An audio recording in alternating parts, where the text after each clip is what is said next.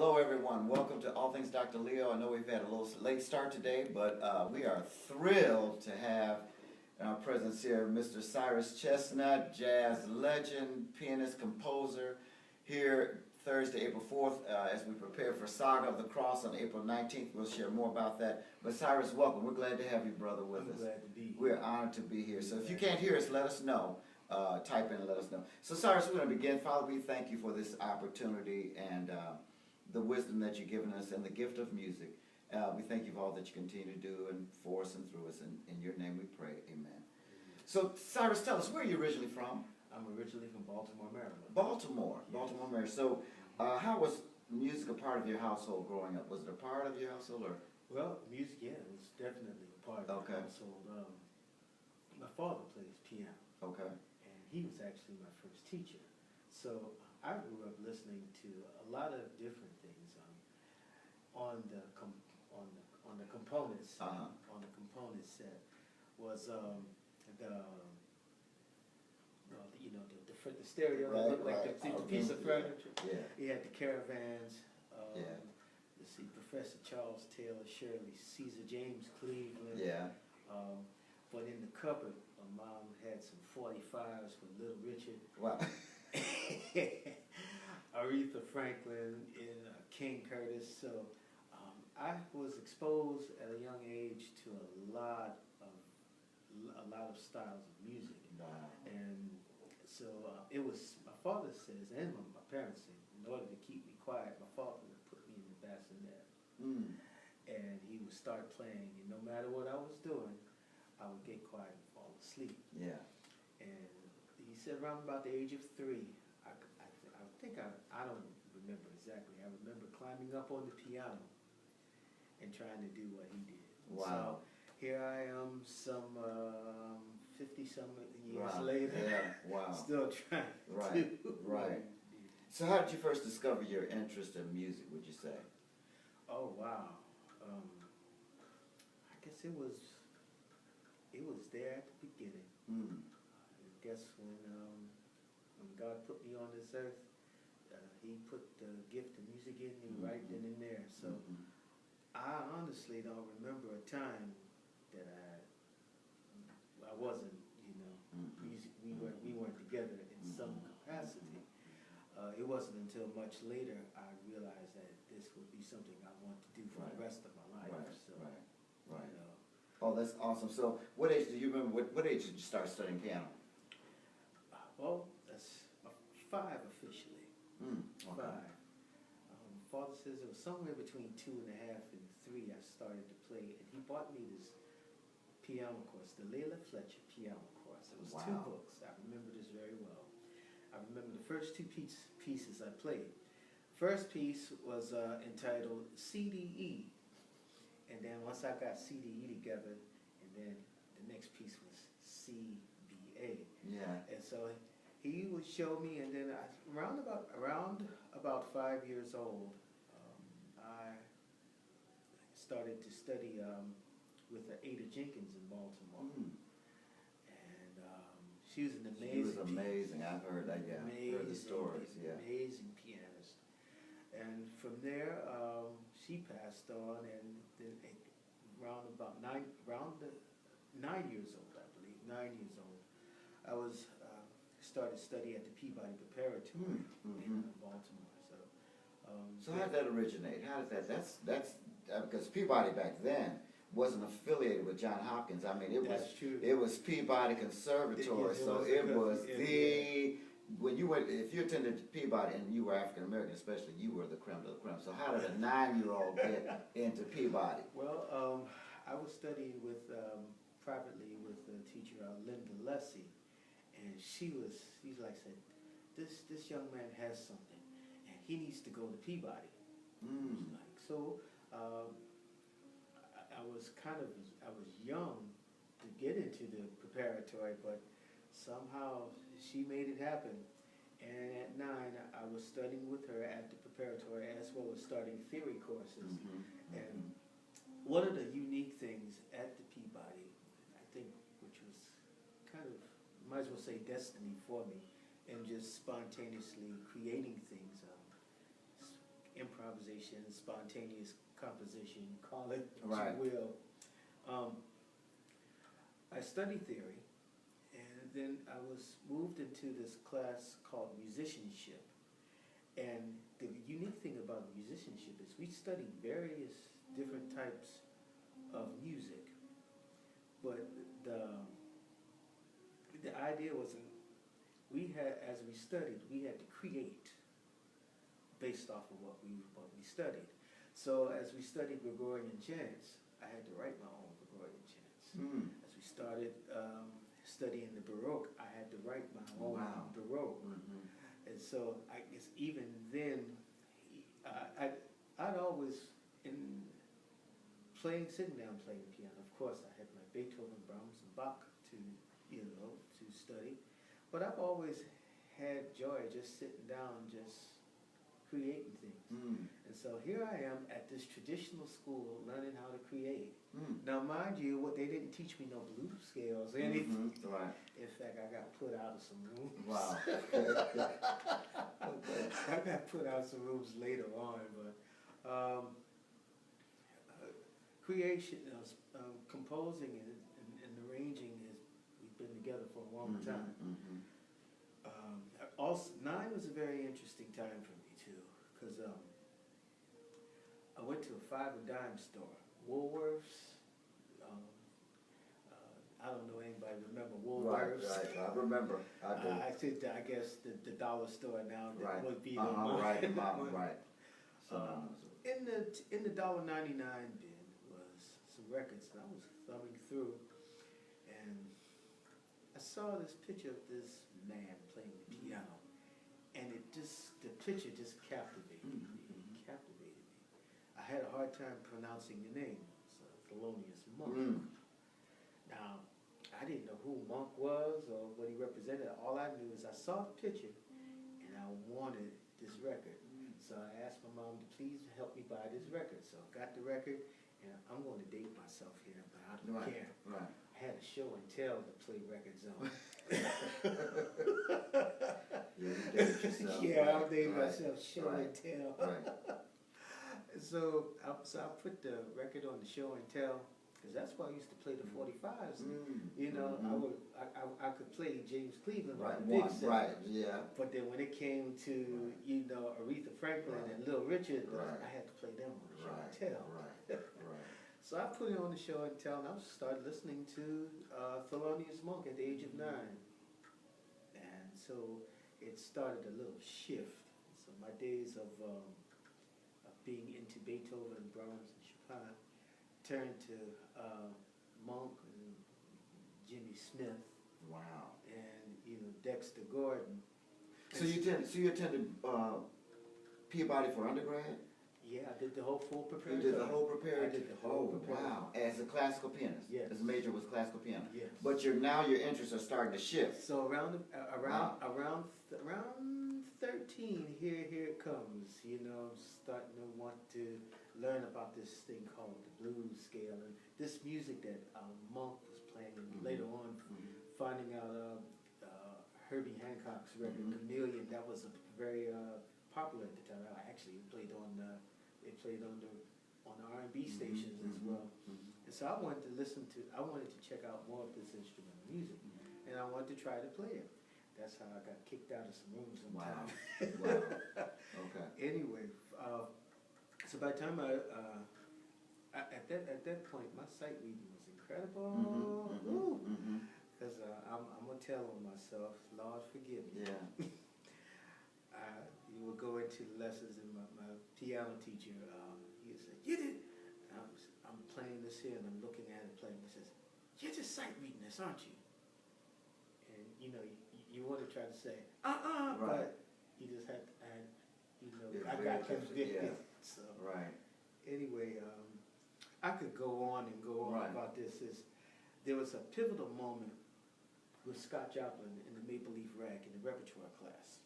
Now, I didn't know anything about swing rhythms or anything. I believe the gentleman was named Jack Ergo, I believe. He says, "Well, let me, you could play some ragtime." So, okay. So start playing Scott Joplin, the Maple Leaf Rag. And there's a specific rhythm, that's played. But I'm sitting at the piano one day, and it just came to me, why not do it? And it felt good to me. So I had a good time. So I was supposed to go to rep class, and repertoire class was you would get the chance to perform for your peers, and it would also help you to transition to playing on the stage. So I got the rep class. I played Scott Joplin piece. When I got to the shout, I started swinging. And it started this great discussion. I have about how did I play it that way? So it got back to my teacher. He was very upset. And after that conversation, I decided, I think Beethoven, Brahms, and Bach will have to take a little hiatus for a minute. By that time, I was graduating out of high school, and so it brings me to college in Boston, Berkeley College, of which I just filled out the application, and I went there, and the rest is history. Wow, that is amazing. So, after completing your education, so while at Berkeley, you were given various awards for exceptional performance standards at college. So, can you talk about some of those and the importance of maintaining a musical standard of excellence? Because that's what it was. You were able still what you'd learned and been trained at Peabody was, they would say they're Peabody. Right. Some would say Peabody. So, as learning those techniques, you still applied that to Berkeley along with your heartfelt passion for jazz now and swing. So tell us about some of those awards. Well, let's see. There's the Quincy Jones Award. The Count Basie Award. I received the U.B. Blake Fellowship while there, and I think it's the Quincy Jones Award, I believe as well. And they were basically awards just for maintaining musical excellence. Wow. And so, well, that comes from my parents. If I was going to do anything, I won't do it right, or not do it at all. So, there was times when I felt like practicing, and I'm gonna be honest. There were times that I didn't feel like practicing, but sometimes I had to get a little parental influence. Yeah. Get on in there, play that piano. Yeah. I'm finished, mommy. No, you're not. Right. Anyway, but a lot of things that I learned at Peabody, I'm still utilizing to this day. It keeps bringing it's a building. It's constantly it's been built, and at any given time, these experiences bring themselves up, and so certain seeds are planted. Yeah. Some you can harvest right away, and then there's some that take a while. Right. But when they come, when you reap that harvest, it's very special. Right. It's very special. So after you leave Berkeley, now you leave Berkeley. You complete your education at Berkeley. You went on to work with jazz vocalist John Hendricks, then trumpeter Terrence Blanchard, saxophonist Donald Harrison, jazz legend Wynton Marsalis. So what was your experience like working with those individuals? You were a young guy, maybe 22, 23? Yes. Coming out, and now you're working with these name greats. So yes, well, once again, when I got to college, I was very committed to playing music. That's what I wanted to do. There was no plan B for me. There was no fallback plan. I'm gonna play some music. Although I could have done other things, but no, that was placed in my heart and spirit to play music. And so, therefore, it meant I had to do the work. I had to practice. I had to constantly think about it. Even to this day, still thinking about different ways of how to bring a good melody, out of a major, minor, augmented, diminished. Wow. Yeah. So And I learned that the only way that you can do it, I mean, seeing growing up, my parents work hard. I mean, even, they still work hard. Mm-hmm. It's the only way that you're going to get anything is that you have to work hard. Yeah. And, it's, Yeah. a lot of people might think, oh, it's just given, but no, Right. no. Right. You have to work. Right. You have to work Right. hard. I teach at Howard University these days. Mm. And in Washington, I'm telling students, like, look, this is not a microwave science. Right, right. You do not put say, I want to play music, put it in the microwave in 2 minutes and 30 Right, seconds later. right. No, this is a journey that you must take. Right. So I'm still on the journey. That's awesome. Tell me this, so we're laughing. Tell me, who is your favorite cartoonist? I want to know. Tell us about that and your first jazz influence and how you were given the honor to pay tribute to them. So how did all that happen? How did that happen? Wow, you make me think about that now. Charles Schultz. I was a Charlie Brownie. Yeah. You could say that. I love Charlie Brown. Even to this day, I love Charlie Brown. Whenever the specials would come on, I would run to the television, and I always loved the theme. I love the music. I love the Right. I love the story. I always wanted Charlie Brown to get a date with the little red-haired girl. Right. Or I always wish that he would kick the football. One time Lucy Right. let the Right. football stay Right. there. Let him, Right. But it was I love the music. Yeah. I love the music, and so to say honestly, my first jazz influence, which would be Vince Guaraldi, because it's that music that I heard as even before getting to Thelonious Monk, and having the honor and given the opportunity to record music in a tribute that Charlie Brown Christmas record is very dear to me. Very Wow. Wow. That is awesome. So, we're going to move and shift a little bit. I know we're getting ready for rehearsal. By the way, we're going to tune in a little bit of the rehearsal for tonight with Saga on the Cross so you can experience that and know this. So your work, I want to skip to that. You've done so many online, your own albums, self-release projects, so forth. I'm going to get to some of that, but I want to talk about your work for Saga of the Cross was written and premiered especially for the historic Abyssinian Baptist Church in Harlem. Yes. And how was it developed, and what was the thought and motivation behind it? We're so honored to be premiering it in Memphis. Well, as I think about it, the Easter story has been told again and again, and there's a certain tradition on how it's presented.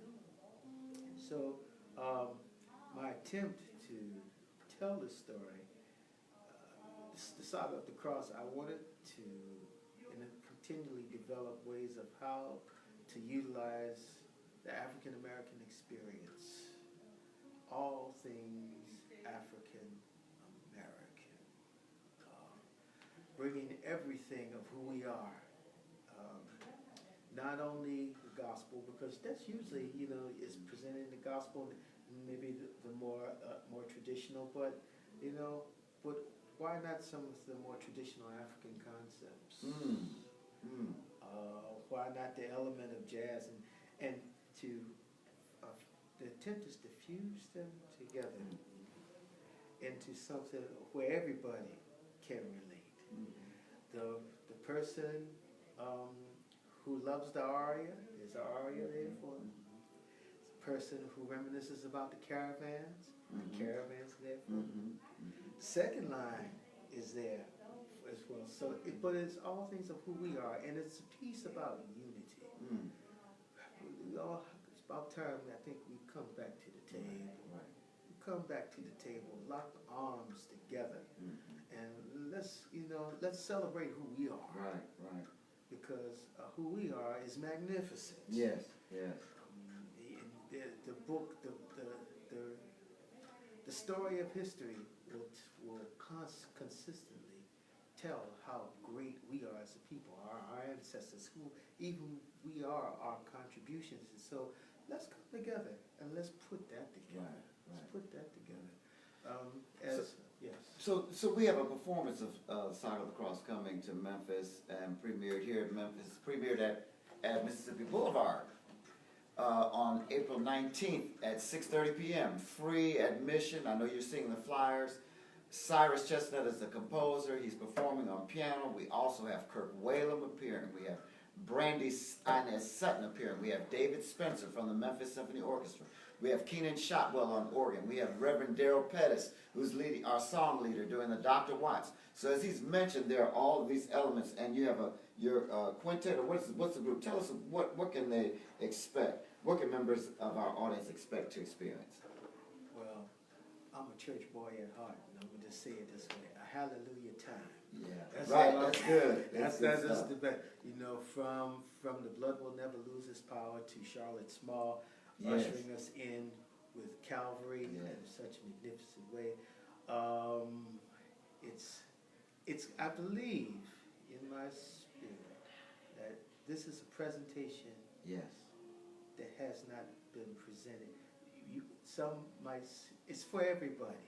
It's for everyone. The story's been told, but not this way. Wow, this is great.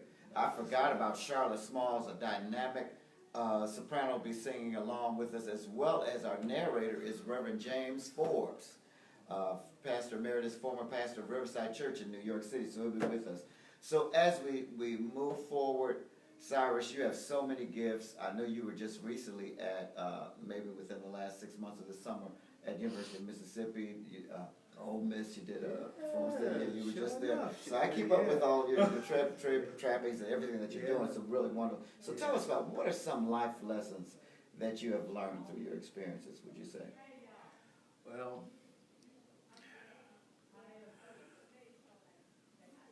never forget as God gives you the gift, trust that the gift will make the way for you. Do your best to be a good servant. And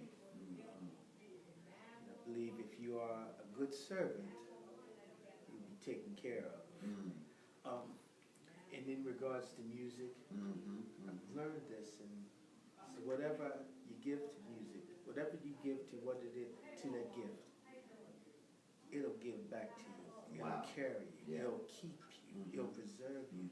If you give a little bit, that's what you get back. If you dare invest yourself and give yourself, you'll be amazed at what happens.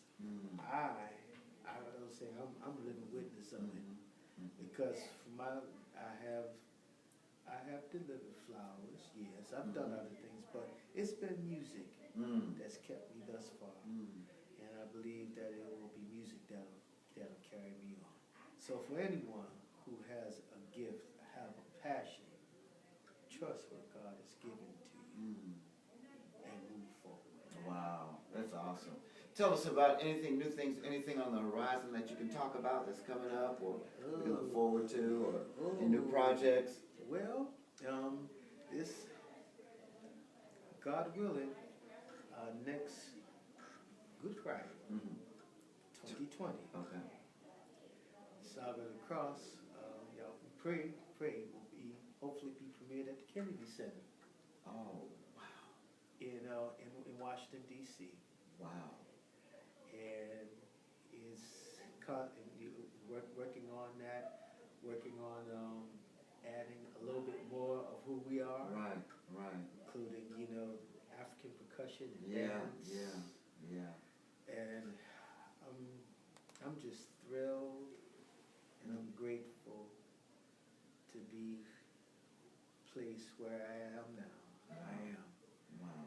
And I look forward to what God has got me for us as a people, just being able to serve and make a difference, changing the world one rhythm, one melody, one harmony at a time.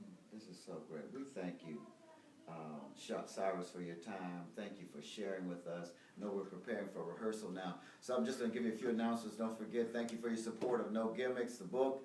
The workbook is out. You've been purchasing. I've been getting great responses. Thank you for your support. We do want to remind you again of Good Friday at the Boulevard, 6:30 p.m.